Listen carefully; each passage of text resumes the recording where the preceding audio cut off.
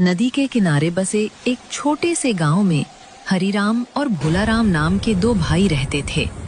पिता का देहांत हुआ।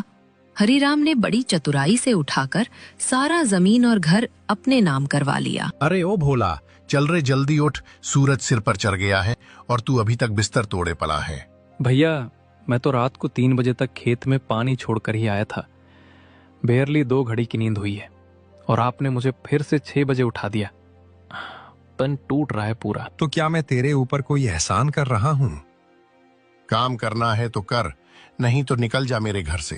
खेत मेरा है, घर मेरा है, बस तू और तेरी औरत मुफ्त में बैठे हो यहाँ। भोला चुप हो जाता है। इतने में अंदर से भोले की पत्नी रोशनी आ जाती है। भैया, आप इन पर इतना मत चिल्लाइए। भोला रात दिन मेहनत करता है, तनिक आराम भी नहीं मिलता उसे। अब तू भी मुझे सिखाएगी? तुझे किसने बुलाया बीच में बोलने को? याद रख, तू भी मेरे ही घर में रह रही है, मेरे ही खाने पर जी रही है। अगर मुझे किसी दिन गुस्सा आ गया ना, तो दोनों को इसी दरवाजे से निकाल फेंकूंगा। ठीक है भैया, आप जैसे कहेंगे वैसा ही होगा। मैं खेत पर जा रहा हूँ, लेकिन याद रखना, इंसान की मेहनत को यूं ठोकर मारोगे तो एक दिन किस्मत भी तुम्हें ठोकर मारेगी। भोला चुपचाप सिर झुकाए खेत की ओर निकल पड़ता है। उसे रामू काका दिखते हैं।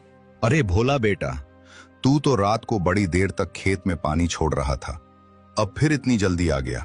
नींद नहीं आई क्या? क्या बताऊं काका, भैया ने खुद उठाकर भेज दिया। बोले काम पर जा, खेत की जुताई करनी है। अब आदेश जो मिला है उसे टाल कैसे सकता हूँ। हाय रे भोला, तू तो सच में बहुत सीधा है।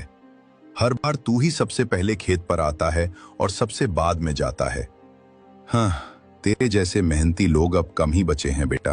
काका, मेहनत ही तो मेरा सहारा है। बस यही सोचता हूँ कि फसल अच्छी हो जाए तो भैया भी खुश रहेंगे और घर का खर्चा भी चलता रहेगा। भोला, एक बात कहूं, तू बुरा मत मानना। तेरी फसल तो हर बार गांव में सबसे बढ़िया होती है, लेकिन तेरे भैया हर साल नुकसान का बहाना बनाते हैं। कहते हैं फसल तो खराब हो गई, पर असल में तेरे हिस्से के पैसे अपने पास रख लेते हैं। मुझे पता है काका, गांव में कई बार ऐसी बातें सुनी, पर क्या करूं, आखिर भैया ही तो मेरा सब कुछ है।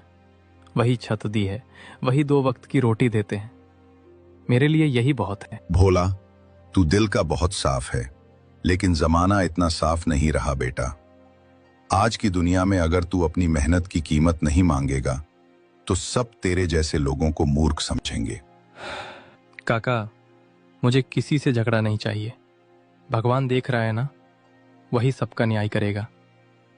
बस मेरी मेहनत व्यर्थ ना जाए, यही दुआ करता हूँ। भोला पूरे खेत की जुताई करता है। उसके बाद थका थकाया वही खेत पर बैठ जाता है। अजी सुनिए जी, आप कब तलक इस भोला का जिम्मा अपने सिर पर ढोते रहेंगे? दिन रात वही घर में, वही खेत में। मानो कोई नौकर नहीं, बस साया बन गया हो इस घर का। अरे भाग्यवान, अब क्या कहूं। भोला तो वैसे भी हमारे ही खेत में काम करता है। खाने को 2 रोटी देता हूं, रहने को जगह दी है और काम भी तो करवाता हूं।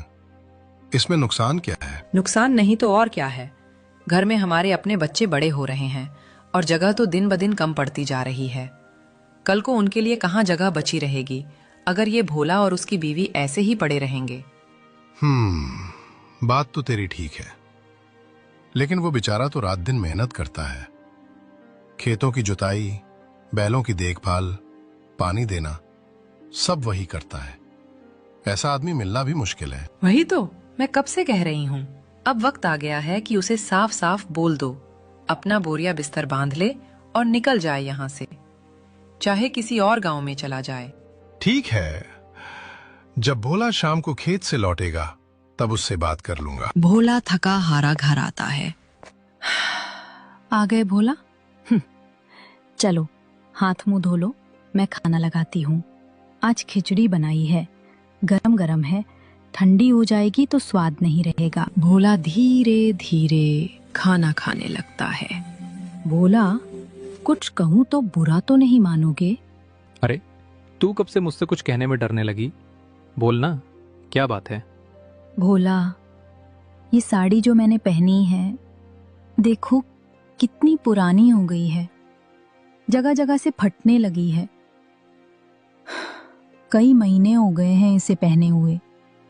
सोच रही थी अगर भैया से थोड़ा पैसा मिल जाए तो एक नई साड़ी बनवा लूं। क्या कहते हो? रोशनी, तू सही कह रही है। वाकई तेरे पास बस यही एक साड़ी रह गई है। और मैं जानता हूं तू कितने दिन से बिना शिकायत के सब सहती जा रही है। मैं कल ही भैया से बात करूंगा। तेरे लिए नहीं, तेरी जैसी औरत के लिए तो हर महीने एक नई साड़ी कम पड़ जाए। भोला, मैं तो बस एक साड़ी मांग रही हूं, कोई सोने चांदी के गहने नहीं। तू दिन रात मेहनत करता है और मैं तो बस घर में बैठी तेरे लौटने का इंतजार करती हूं। पर कभी कभी सोचती हूं, क्या हमें भी अपनी मेहनत का थोड़ा हक नहीं मिलना चाहिए? चल अब सो जाएं। कल सुबह जल्दी उठना है। भैया से बात